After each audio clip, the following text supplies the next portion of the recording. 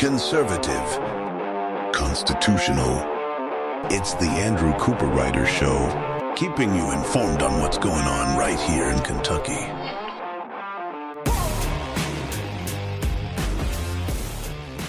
Today on the Andrew Cooperrider Show, I said something regarding Father's Day, and, well, I thought it was pretty non-controversial. I even thought the farthest left liberals would agree.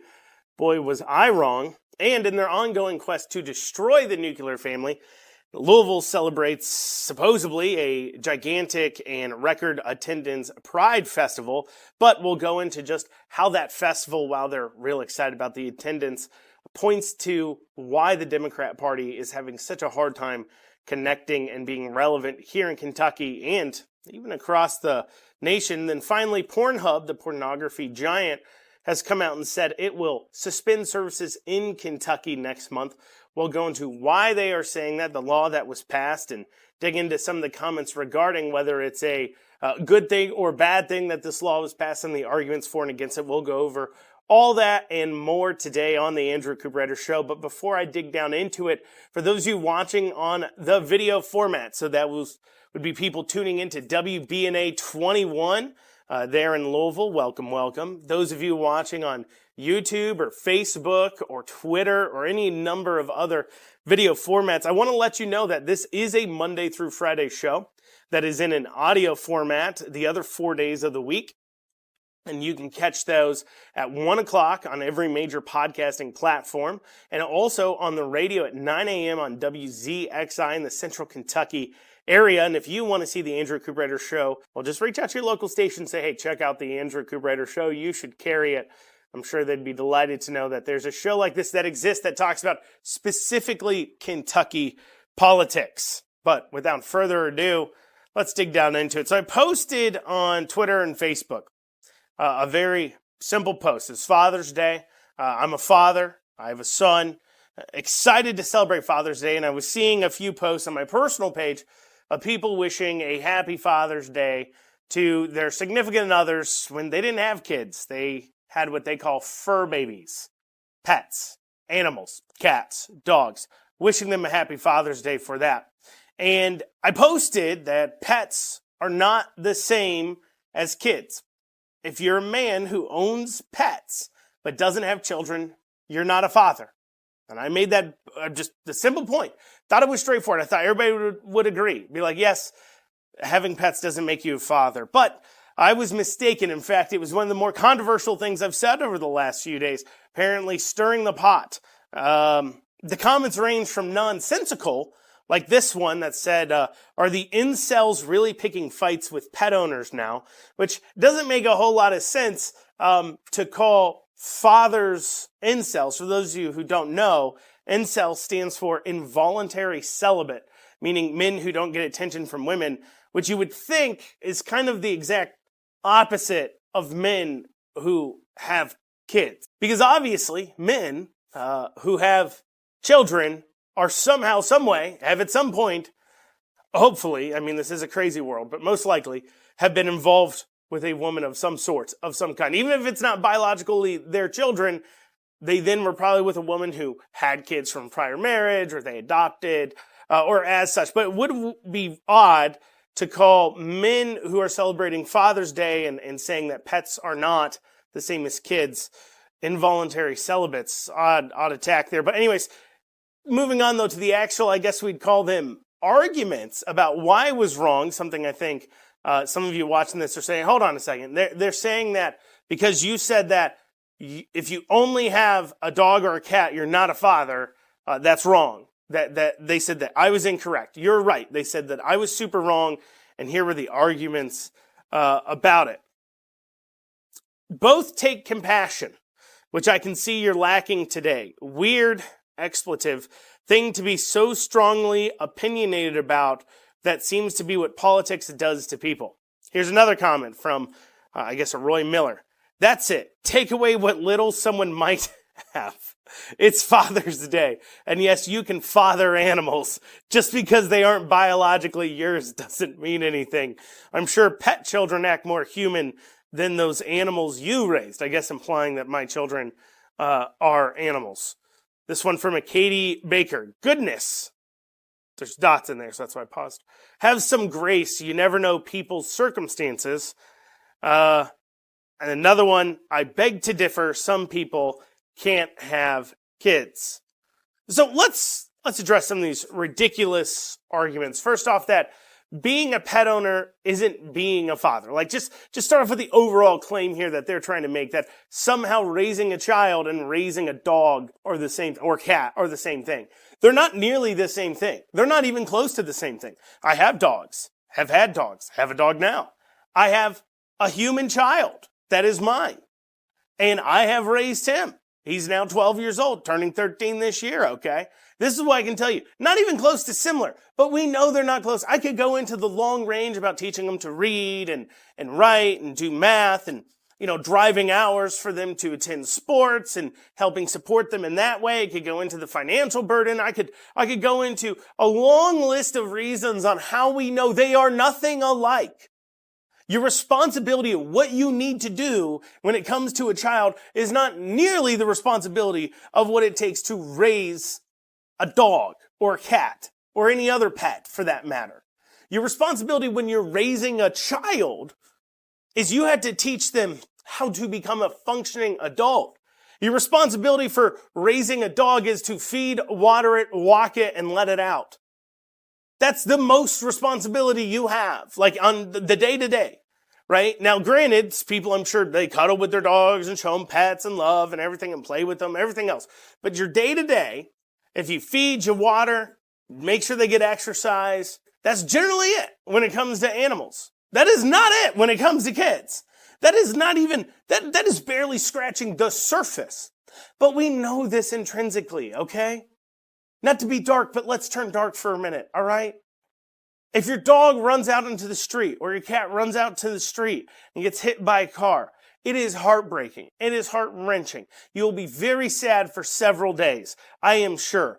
And you will probably be sad maybe even for months, and maybe you'll even remember them fondly and be like, I'm so sad that they died.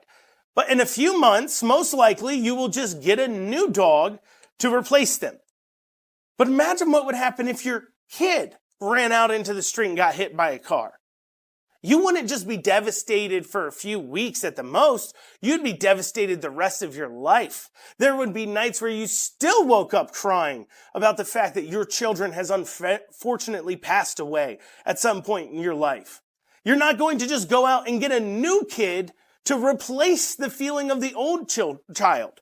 It doesn't work that way. We know this. The loss of a child is so much more devastating than the loss of a parent, even to those who claim to be fur babies, that they're fur parents. They know for a fact that it's nowhere near the same as losing a child. There's some other comments on this, like, well, some people can't have kids. You're taking away from them. I'm not taking anything away from those people who can't have kids. They are welcome to go out and adopt, foster. They can marry somebody who has children, help raise those children. They got a lot of choices before them that they could have children if they want to have children. That doesn't involve them physically having to birth a child themselves. A lot of options out there. If they want to call themselves a father, they can go get a child to raise and love so they can call themselves a father. And finally, why should I care? Why do you care? Why should we care about this? On today, Father's Day of all days, how could we possibly care about the definition of fatherhood on Father's Day? You monster! Well, why do we care? Because what we see is the left constantly trying to destroy the family, destroy the nuclear family, and that destruction is not only leading to, of course, part of the downfall of our society, but also is part of the reason why the Democrat Party is having such a hard time connecting with people here in Kentucky and even around the nation. We'll have more on that particular side of things after this short break. And you're back here with the Andrew Cooperrider Show. Before the break, I was talking about how I'd posted online that Father's Day is for fathers, not for people who have dogs and cats and then call themselves fur parents and say they have fur babies, where obviously it's not the same thing.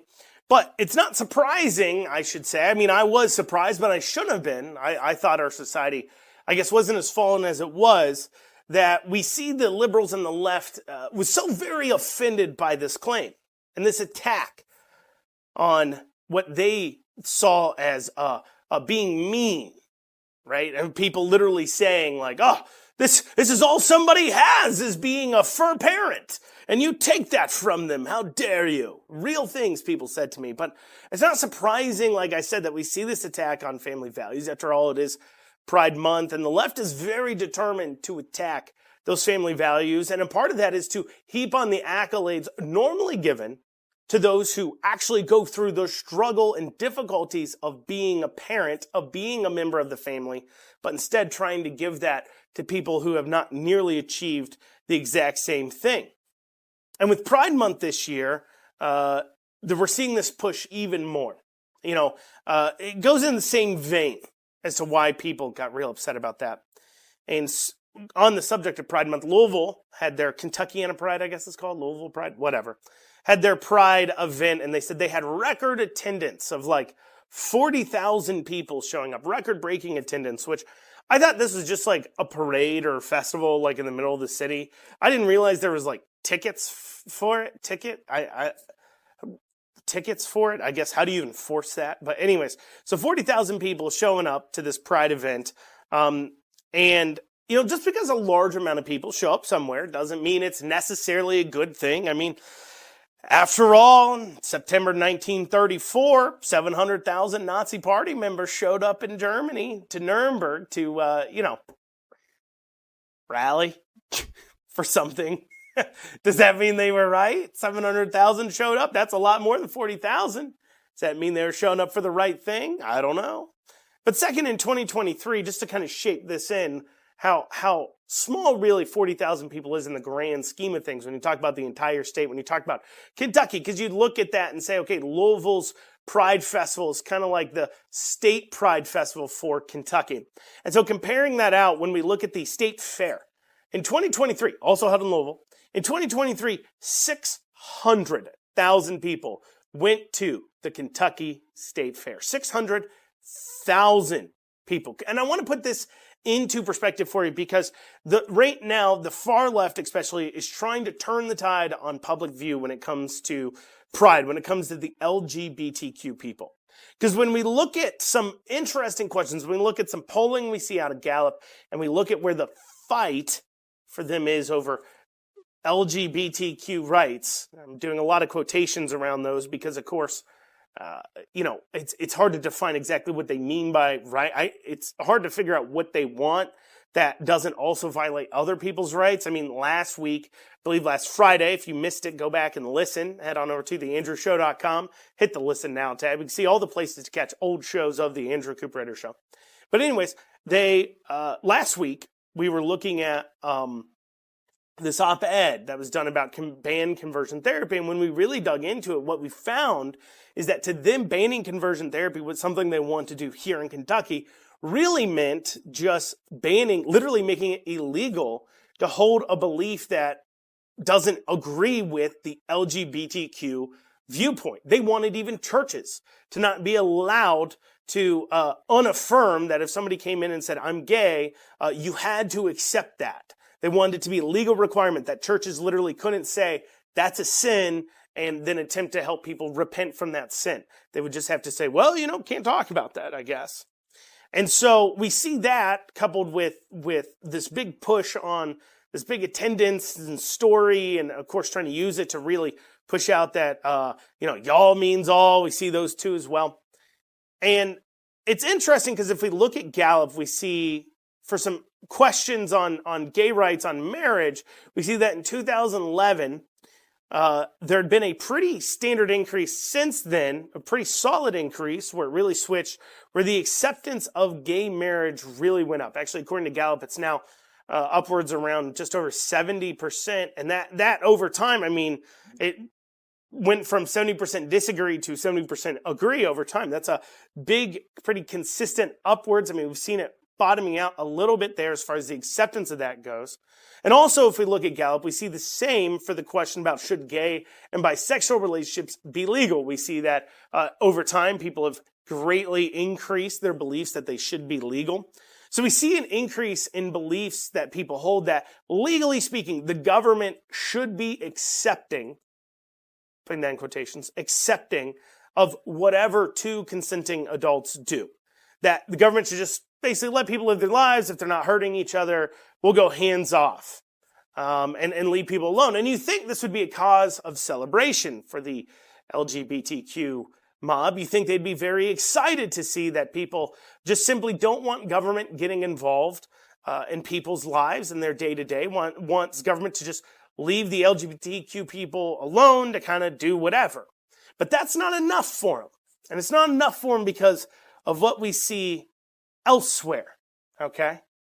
Because what the real problem they're having isn't to do with what people's view is on what the government should do. Because obviously they've been saying, government should leave them alone, but at the same time, they've seen growing support for things like banning children getting transgender surgeries. We've seen things like on women's sports, protecting women's sports, those getting mass appeal and people greatly agreeing with it. So they say, let two consenting adults do whatever, but the moment you involve children and the moment you go outside of just two adults and you want to expand that out into more people, well, now you start to have problems and they start getting very upset. Because, and you can tell when you look over at Gallup, in recent years, the I'm satisfied with how laws are handling LGBTQ issues has stayed about the same, despite those more laws being passed. Because the average adults, while they don't want laws, they aren't stupid. They know men and women are two different biological creatures, and they know kids transitioning surgery is incorrect, and they know obviously that women and men aren't the same thing. And just because one day you wake up and say, you know what, I'm a dude now, or I'm a woman now, it doesn't make you actually a woman or a guy. And so when asked that same question, same people about sports, what do we see? We see that in 2021, it was 62% of people believed in protecting sports, saying that only biological gender should compete in biological sports. But now in 2023, as we've seen the question about legal acceptance go up and more people saying legally, they should be accepted, we see that now it's 69% increased by 7 points, saying that sports should be tied to your biological gender, that just because you change your gender and your pronouns and that you demand other people follow doesn't mean you're actually the other type. Also, when we look at an interesting question called asking, is it morally wrong to change one's gender? And in 2021, it was 51% said it was morally wrong to change your gender. Not just like wrong, but morally wrong. Now in 2023, 2 years later, it's up to 55%. Now, at the same time, remember, during the same span, though, of time, we've seen an increase of people in the same polls, too. So it's the same people being asked the same questions, saying that they're okay with the government allowing things like same-sex coupling and everything, that they're okay with that. But what's interesting, at the same time they're saying government should stay out of it, we see an increase in them saying, morally speaking, this is kind of messed up what's going on with this transgender stuff. And then this is now affecting gay relationships because they're getting tied together. This LGBTQ movement is now tying in, they're bringing their craziness around gender, tying that into the overall homosexual side of things.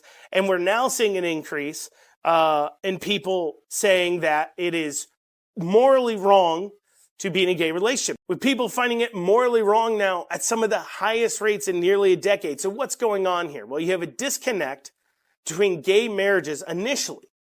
The belief around this was, well, they just want to live just like me. They really is a belief of they're going to bring on more traditional family lifestyles. They thought, well, I like being married to my wife, or I like being married to my husband if you're a woman, and we have kids and we live a family life and raising a family together and we're doing life together. That's the same thing that homosexual couples are looking for. They're just looking to be able to engage in the same type of more traditional, almost conservative style relationships that we straight couples are engaging in. You actually got a rejection of reality, but also rejection of anything even slightly looking like a traditional conservative relationship. Instead, you're seeing some pretty horrific things going on around the LGBTQ celebrations and movements, things like this. And for those of you not watching this, just listening to this, I just threw up a picture. You have a young girl that is interacting with grown adult males wearing dog fetish gear that is very sexual in nature, interacting with children. I mean, this is disgusting behavior. And the thing is people are seeing it. And so while they're saying that, we don't want to backtrack necessarily on the legal side of things, like live your life to consenting adults, but morally speaking, we're seeing a big problem with the LGBTQ movement. And they really want to try to turn this around.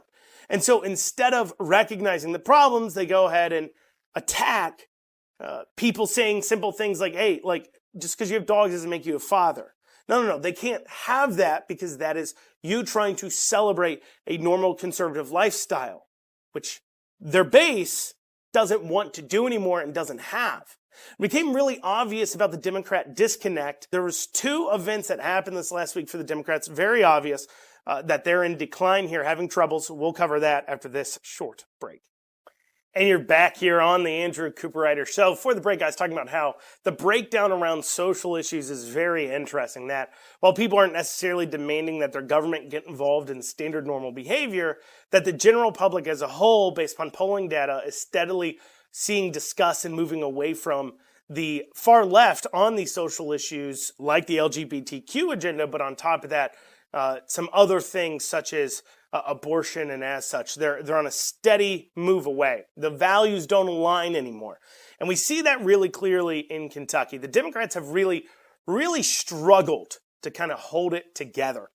As evidence of this, we've got a few things that happened this past week. The Democrats had their state convention. This is where they have their meeting, the big state meeting where they come together, and then they had their nominating convention, something the Republicans did as well, where they nominate who their electors will be for the national convention in order to nominate the president, but also they do other important, quote-unquote, party work, like talking about things like the platform and making those types of adjustments. It's a big national convention, happens every 4 years, but then you have the state conventions that happen along with them where they select who's going to go and represent them. And the night before, the Democrats had a dinner, and they called it, I guess, the Move Forward Together dinner. And this picture here of it is from Austin Horn's Twitter. He was there. He posted this photo here.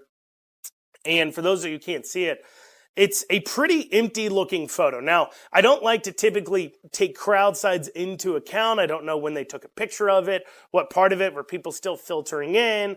Was this in the middle of the event, near the beginning of the event, as such? There's a few clues in the photo that tell me this is probably real close to the beginning, if not early on in the event, because you're seeing the event MC, which is the state Democratic Party chair for the Kentucky Democrat Party. He's up there on stage talking into a mic. Some people are standing, some people are over at the food line. I think this is probably towards the beginning where people are kind of first coming in and settling down. I don't think Austin was trying to take a photo to embarrass them, but the photo did embarrass them. Why? Because there are so many empty seats. That's a very empty looking room. And you can actually compare this to a photo from the Jefferson County Republican Party dinner, which happens right around the same time as the state fair. This is just their normal Lincoln Day dinner. Happens every year. This isn't their big state convention that happens every 4 years. No, this is just the Republican Party having a dinner in Jefferson County, Kentucky. Let's take a look at that photo. It is in the same room. They have it in the same venue, in the same room. Same room, same venue. Look how much more full that room is. There isn't an empty seat in the place. Maybe Democrats should have gotten a smaller venue for their dinner and it wouldn't look so small, but there's not an empty seat in that place. Why? Because even in Louisville, where the Republican Party is in the minority in Louisville, there's still a lot of excitement about the Republicans right now in Kentucky. They're vastly in control of a lot of areas, but also there's a lot of not very excited people when it comes to the performance of the Democrat Party in Kentucky, including those in Louisville, because obviously you have the Democrats in charge of the city, with the chief of police issue going on right now, especially, You're seeing a lot of Democrats upset about that. I mean, Joe Girth, liberal extraordinaire journalist, he wrote a big scathing article about how the mayor should have fired the chief a long, long time ago and hasn't yet. And so, you see them very dissatisfied with that. And then on top of that, you have the school board issues are creating a lot of dissatisfaction with the people, the way the school's being ran, from the point of cutting transportation to spending tens of millions of dollars on sports complex while you're still saying I can't give raises to teachers, to the lack of ability for the kids to come out and doing reading, math, writing, those kinds of basic things. And of course, to the secrecy going into it.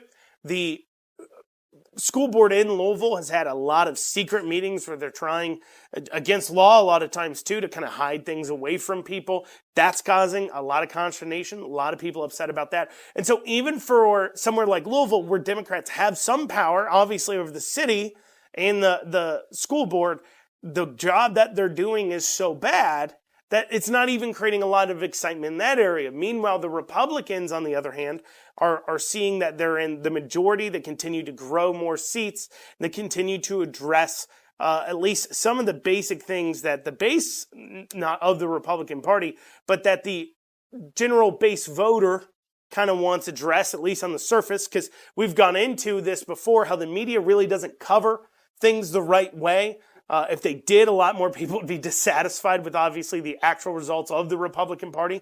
What do I mean by that? Well, when you look at what they accomplished, and I've given examples of this on the show, like CRT, like some others, where they don't really accomplish anything on it, but because they did something even tiny, a little bit conservative on the issue, the liberal media loses their mind, and of course, nobody's really filling in the public on the accurate side of things. But on the same hand, there's a lot more excitement for what the Republican Party is doing and what's going on with it. That's why our primaries are more interesting too. It's the cost of success. Our primaries have more back and forth because there's more people watching what's going on, more people dumping their own money. So this points to just people not being excited.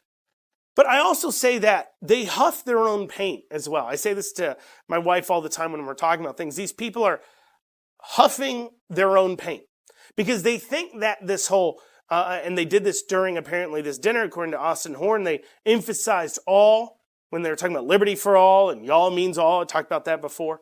That whole push there, they really emphasize that side of things, thinking that's going to win over voters, thinking that your average voter is going to be upset that the legislature stepped in and said, look, you can't chop the healthy body parts off minors just because they think they're a different gender. They really think people are going to be upset about that. And they also really think abortion is going to be a saving grace for them as well. And while the polling's factual, and I've on regular basis on the show, I've gone into how this is wrong and how life begins at conception. That's what pro-life means and all those things. But I do agree that the average person probably sits somewhere right around about 20 or so weeks-ish, less than that, probably 2 months, 3 months-ish in their minds. Not saying I agree with this, just saying this is what I think the average voter's mindset is okay if rape or incest. So basically, I think the average voter is not okay with just getting an abortion because of whatever. But if there's a product rape or incest before viability, okay. I think that's the average person's belief. I do. But the thing is that the Democrats really, really think that by calling Republicans extreme on the issue, they're somehow going to win people over. But in actuality, not only are, Republicans closer when you look at the spectrum, because Democrats are way up till, you'll hear them saying things like abortions between a woman and her doctor, and government and politicians should have no opinion here. They shouldn't be making rules on it, which means abortion up until birth. By the way, up until birth. I mean, we just recently saw Adam Moore, a Democrat candidate out of Lexington, Kentucky. He's running in the 45th House District against Thomas Jefferson. He recently said even that, where he said that decisions on abortion should be left between a woman and her doctor, showing an extreme side of that belief. That's an extreme talking point. And so Republicans, even the most extreme pro-life Republicans, are way closer to the average Kentuckian than Democrats are. But even that, they really don't care, though, And I think that's part of it. I mean, we see this in polling data all the time, that abortion is not even close to the important issue for 60, 70% of Americans, let alone Kentuckians. And this disconnect really shows itself in a number of ways, and it leaves them struggling a lot of times. And one of the ways it leaves them struggling is in trying to fill key positions like county party chairs. And, we recently saw a story actually by Austin Horn too as well. He's just a political reporter. It's out of season, of course, for the Herald Leader. So he wrote an article about it, and I happened to see it, talking about the Johnson County Democrat Party picking a young man, a 19-year-old, to head up their party. We'll talk about what it means, what he had to say, and hopefully be able to get to the story about Pornhub pulling out of Kentucky after this short break. And you're back here in this final segment of the Andrew Cooperrider Show. On a wonderful Monday before the break, we were talking about how the Democrat Party just is feeling a huge disconnect from the base of Kentucky, from the base voter, from the normal voter of Kentucky. And not just Kentucky, but across the nation. We brought up evidence, of course, of their recent gathering in Louisville, their state gathering in Louisville, and the dinner before, and how it was less attended than just a county party dinner is for the Republican Party in the same county, same place. And pointing to more of these issues, we see a story from Austin Horn about a 19-year-old named Nicholas Hazlitt, out of Johnson County. It's funny, he's got the last name Hazlitt for those of you who are economics buffs at all. A Democrat having the last name Hazlitt is funny. Anyways, if you don't get it, you'll have to Google it. Anyways, out of Johnson County, and in this article, he talks about how basically the county party decided to go ahead and elect a guy who's going off to Morehead State University to be their county chair. So, quote unquote, elders, that's what they call them in the article, elders of the party suggested this guy is super passionate, super fired up, super willing to do this or that. They said, let's just face it, we're getting older. And so what they're saying is that, look, we're too old, we don't want to do the work anymore. And the only person they could find in the entire county fired up about being a Democrat, fired up wanting to do the work, was a 19-year-old going away to college. Does that not point to a shortage of people available for resources?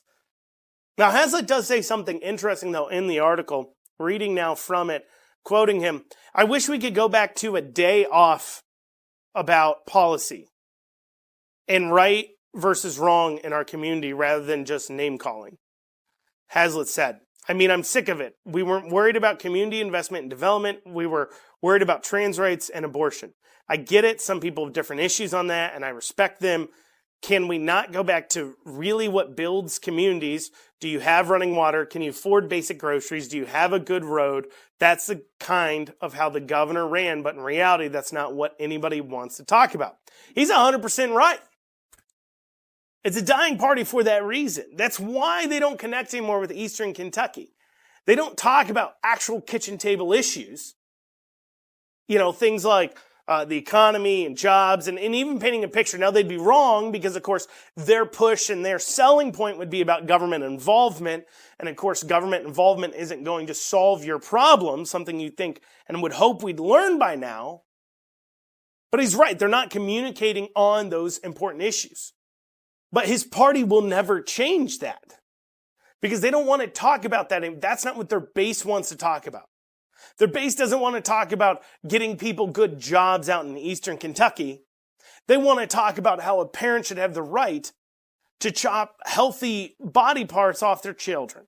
They want to talk about how, a person needs to be able to abort a child whenever they want to, when that's not what the average Eastern Kentuckian actually wants to talk about. And I think actually Beshear pushing that on his campaign was something that's going to lead them really wrong. They really think that abortion issue on Beshear's campaign was an important selling point, and it wasn't. I don't think anybody really cared all that much. I don't think people care about it a whole lot at all as the general voter. I think it was more the fact that this is a name the Eastern Kentucky Democrats and the Eastern and Western Kentucky former Democrats that are now Republican or what have you, it's a name they voted for before. He was currently in office. His more liberal tendencies they were saved for when it comes to actual policies, and as such, And when it came to the actual social issues, they either didn't care or disagreed with him. That's my opinion. I could be wrong, but I think I'm right. And I think the fact that we see Hazlitt talking about, I wish we just would stay away from abortion, and he's a boots on the ground guy. He's saying that, yeah, you may think Bashir's move on abortion makes sense, but it didn't. And it actually hurts us in this area. And I think he's right about that. But it does speak, like I said, this whole thing, the attendance, the 19, everything else, just speaks to what a sorry state the Democrat Party of Kentucky is currently in.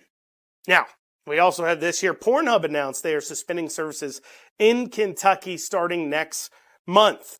Now, I want to explain what law they're talking about here. In this last session, a law was passed that would require pornography websites to verify the age of people before they deliver content. So instead of just clicking a button saying, yes, I'm over 18, I super duper promise, they want to actually make you verify a person's age. The way they would if you were purchasing pornography in person, or purchasing alcohol or cigarettes in person, or gambling in person or online, or buying alcohol online. Literally, pornography was the only one where you didn't have to verify your identity before purchasing, but that's all the law simply was doing. But despite this, we've seen a lot of people being pretty upset about the law in general. Now, I've spent at length a lot of time talking about the different aspects about this law, specifically about people trying to say this is an overreach of government, it's a parent's roles, you're opening up the door, it's an invasion of privacy, so on and so forth.